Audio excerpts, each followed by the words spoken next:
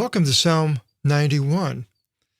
The Lord is my refuge.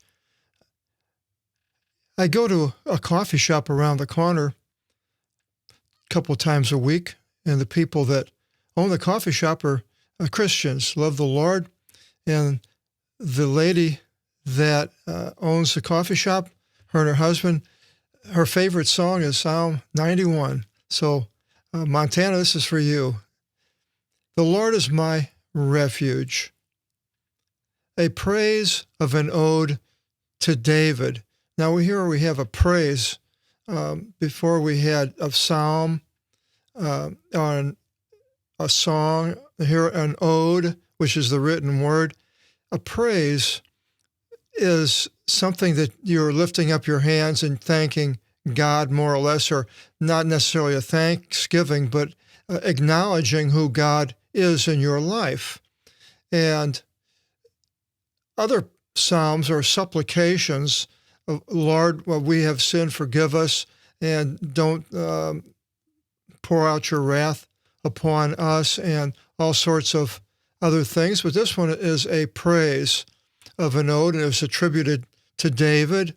Now, to those that are used to, of course, the King James English Bibles, they are translated from the Hebrew. But this is the Greek, and it may be somewhat different than what a person is normally used to in an English Bible.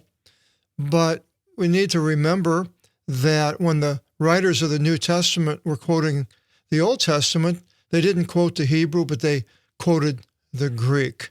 So we'll find out later in this psalm a quotation of the Greek scriptures. Verse 1, it begins, "The one dwelling in the help of the highest shall lodge in the protection of the God of heaven." Well, that's quite a statement. The one dwelling in the help of the highest. Other people dwell in the help of the government, or their money, or their family, and all sorts of things. Now, they probably do help certain ways. But if I was going to pick my help, I want somebody who has a good track record. Government, to me, doesn't have a real good track record. I don't really have a family of such. And money I don't have, so I can't rely upon that. But God is free to anybody that wants Him. To dwell with Him, all you have to do is dwelling with God. The best way I can do that would be reading His Word, dwelling with Him. It's not just sitting in a house or in a church, but the communication of the dwelling with somebody, or living with them, and you're communicating with them and doing things together. And so the one dwelling in the help of the highest, God is a helper. He doesn't do everything for us, of course, but He sends help, which we'll find out later in this psalm, with how that is. That person shall lodge in the protection of the God of heaven. He shall say to the Lord, you are my shielder. So we had a protector. Now in 2 we have a shielder, somebody that holds a shield when we are being attacked by the enemy, or the flesh, the world, the devil, certain things like that, that He shields us. And as a refuge, that's somebody to hide behind. Like you're going to a refuge, you go into in the olden days, a castle that has walls, and you feel safe there from an attack. So you are my shielder and my refuge, my God, and I will hope upon Him. So we put our hope upon God, but not all the time do we have positive results. Good things happen to bad people, and bad things happen to good people. But yet, what else do I have to hope upon? Again, the money or the government and so forth. No, I don't hope upon them. I hope upon God that he will alleviate whatever I'm going through so it won't be so bad. For he, God, shall rescue you from out of the snare of hunters, from a disturbing matter. So now he is a rescuer. And rescuing somebody can be somebody, if you're drowning and somebody throws you a life raft or reaches out their hand and pulls you into a boat. You're rescued. It's a one-time thing. It could be a process that takes a long period of time. You could be looking for somebody. But generally the rescuing is we go from one unrescued to being rescued. Snare of hunters, and that's a figure of speech because I'm sure he's not talking about real hunters, and the snare is a trap for animals. And so basically a trap for the people that want to harm us, a hunter. And these traps that we are faced with all the time, every day, can be all the problems of our existence, going from our flesh, having problems in our flesh, or being attacked by the evil one, or the world, all sorts of problems out there. I just was looking at the news, and some young man killed 3 of his fellow students in a school in Detroit. It seems like this is happening more and more. And I think about how when I grew up, high school, back in the early, mid-50s, late 50s, 54 to 59, these things, nothing like this was happening. But I went to Lutheran high school. Most of my friends all went to Catholic high schools. And all of these high schools, religious high schools, taught morality. You knew what was right. You knew what was wrong. You were taught these things, and you're taught to turn the other cheek and turn to love and all sorts of things that helped you get by through horrible problems, through the thick and the thin. But the people that don't have a Christian education, which today doesn't seem like it's very many at all, the result is that you're being taught by the state. And the state cannot teach religion, cannot teach Jesus, cannot teach God. So the morality of Christ is not being taught to most young people today. Instead, the morality of the world, and the morality of the world is, well, abortions are okay, they're legal, nothing wrong with having sex without marriage, and it just goes on and on and on. And so these snares that we are pulled into, God will rescue us, or hopefully he will rescue us from them. With his upper back, he shall overshadow you, like sheltering us. And under his wings you shall hope. So like an eagle overshadowing its, I don't know what you call them, small eaglets, protecting them from harm. Or a chicken, a hen with the little baby chicks underneath its wings, protecting these small ones. And God does the same thing. His upper back, or shoulder, shall overshadow you. He's hunched over us to protect us. He shall encircle you with the shield of his truth. When we know the truth of God, the things of God that are true, that God is always there for us, that God will protect us. He'll do all these different things, and he's shielding us from the things that are coming against us. It's a great place to be, rather than out in the open, a target for anybody that wants to shoot at us, to bring us down, to do harm, to destroy. And you shall not be afraid from nightly fear, nor from an arrow flying by day.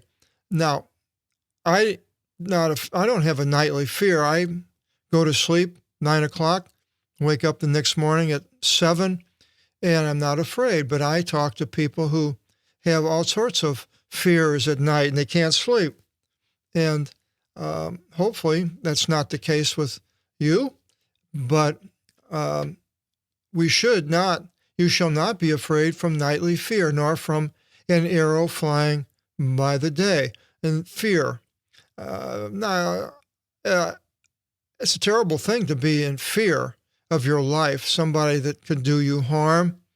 And a lot of people that are good Christians can be in a place that attacks are coming, and fear is there. But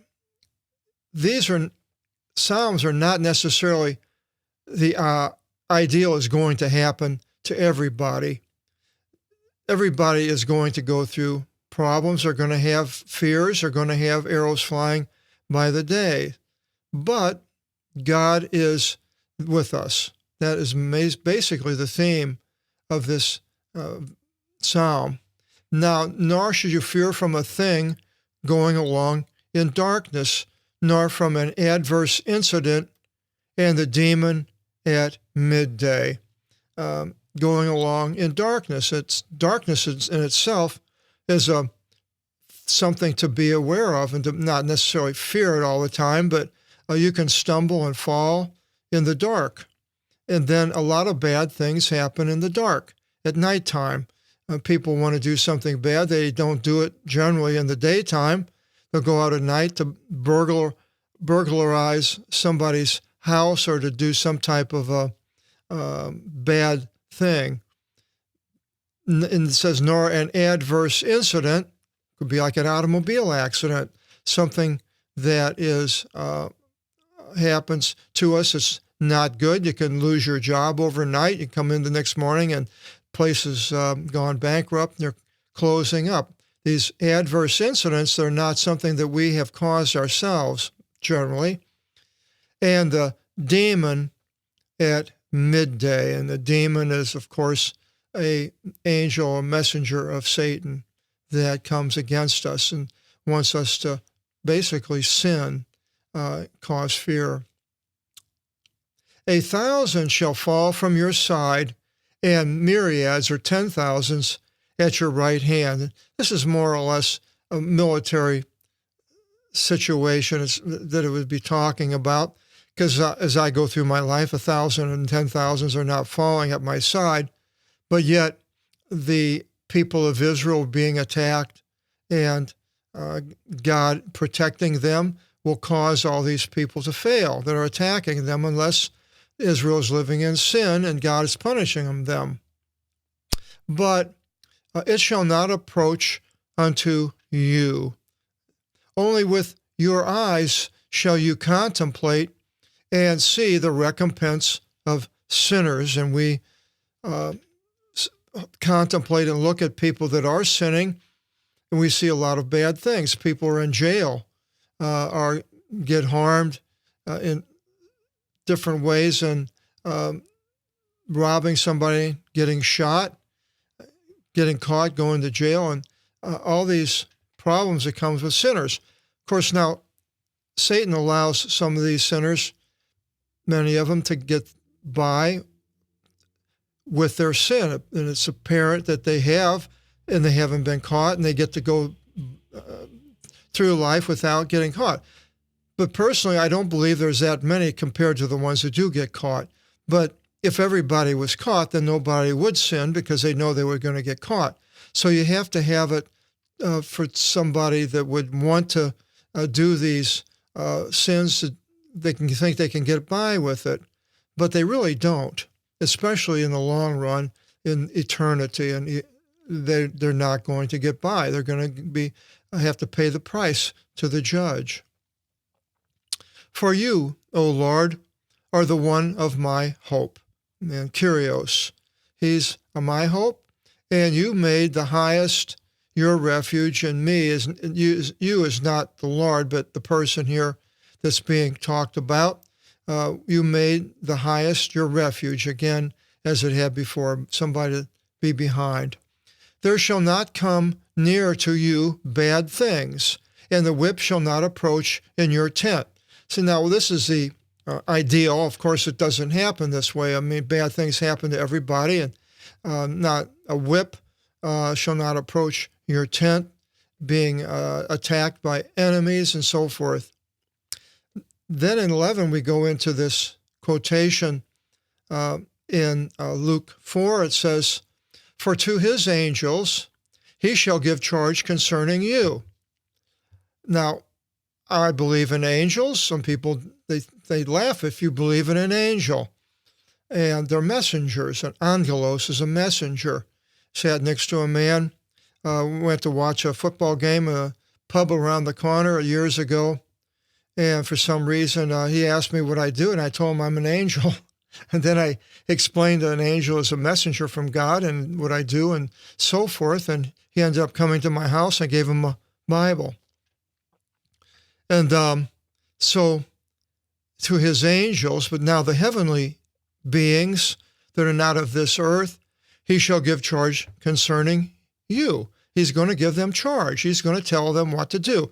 Now, I have what I consider a guardian angel, and I've named him Floyd. Now, when I get to heaven, if he might say, well, my name's really not Floyd, but that's what you called me, but whatever, Floyd is in charge of me, of guarding me, and I feel his presence, and I, especially a lot of times when I'm so close to being harmed, cutting myself with a knife or getting hit by a car, just all sorts of things, I know that my guardian angel is working. And he's to guard you in all your ways. And ways are roads. By hands, they will lift you. So more than one. Floyd might have other angels that do things, get involved. Lest at any time you should stumble your foot against a stone. Now, I had a period of time about 10 or 12 years ago, going through the proofing of the Apostolic Bible with my proofreader, Terry, and her daughter. We went outside. They were on both sides of me, and I slipped, and my leg went underneath, and my butt came down and broke both bones in half. I always wondered, well, where was my angel then? Because I did stumble, and I broke my leg. But maybe he was taking a break. I don't know. But this quotation is used by Satan. And in chapter 4 of John, it says, "And Jesus, full of Holy Spirit, returned from the Jordan River and was led by the Spirit into the wilderness." He was led 40 days, being tested by the diavolu, devil. He did not eat anything during those days, and of their being completed, afterwards he hungered. And the devil said to him, so the devil comes physically somehow, "If you are Son of God, tell to this stone that it become bread." And Jesus answered to him, saying, "It has been written that not by bread alone shall a man live, but by every word of God." So the word of God is bread. And the devil led him into a high mountain to show to him all the kingdoms of the world in a moment of time. And the devil said to him, "I will give to you this authority altogether, and their glory, for it has been delivered to me, and to whomever I should want to give it. You then, if you should do obeisance before me, all will be yours." And answering to him, Jesus said, "Go behind me, Satan, for it has been written, you shall do obeisance to the Lord your God, and to him alone you shall serve." And he led him unto Jerusalem, and stood him upon the wing of the temple, and said to him, "If you are the Son of God, throw yourself from here now to below. For it has been written that," now there's the quote of the psalm, "to his angels he shall give charge concerning you, to guard you, and by hands they shall lift you, lest at any time your foot should stumble against a stone." And how did Jesus react? He said, and answering, Jesus said to him that it has been said, "You shall not put to test the Lord your God." And the devil having completed all the testing, left from him until an occasion. So now, testing God. I allow God to do what he wants to do. I don't demand that God is going to send Floyd to guard me. This is up to God how he's going to deal with these things. It's way more than anything that I can do. And then in 13 it continues, and you shall set foot upon the asp and cobra, snakes, serpents, poisonous, and you shall trample on the lion and draconta, dragon. Now, this is the ideal, but of course, you can get by a snake and die, get sick. But God can make it so you don't. Could get bit by something and not die. And this is what happened with Paul when he fell on shipwreck onto the island of Rhodes, I believe, where he reached into the wood to grab some wood for the fire, and he was bit by something, and the people were waiting for him to die, but he didn't. So God has the ability to protect us even when the animals are going to do something dangerous, like 3 minute, not the 3 minute fiery furnace. No, it was Daniel in the lion's den, and they didn't harm Daniel, and they were hungry. And the next day, Nebuchadnezzar goes out and sees Daniel and brings him out and sends the people that caused him to be put into the den, threw them in there, and these lions killed them all, tore them to pieces. So God has control, not us. And you shall trample on the lion and dragon. Now, the dragon in the Old Testament, it's not for sure, but basically I look at that as Satan, and because it calls a great dragon in the book of Revelation, the ancient serpent.